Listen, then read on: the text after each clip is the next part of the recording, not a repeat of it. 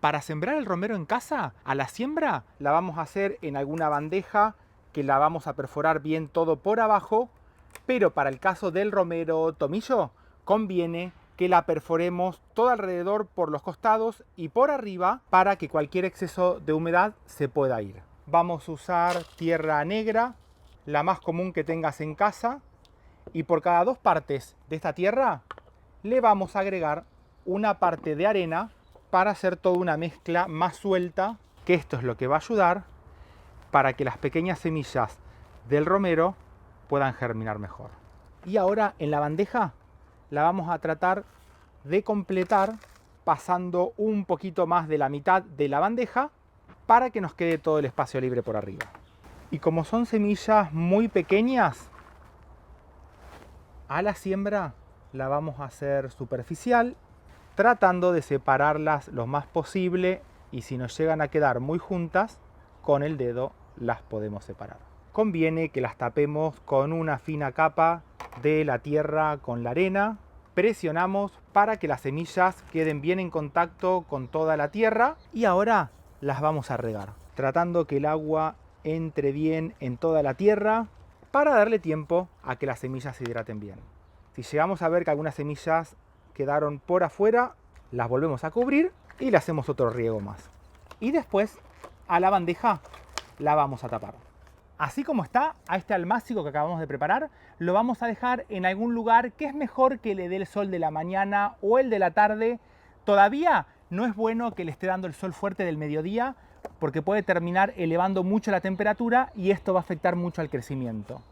Por acá tengo uno que tiene aproximadamente 1 mes y medio que lo hice, y fíjate lo que me encuentro por acá adentro. Es normal que cuando usamos la tierra común, esta tierra que a veces puede llegar a tener semillas, con el tiempo y junto con estas pequeñas plantas de romero, también podemos tener muchas malezas. Pero mira lo que hay por acá.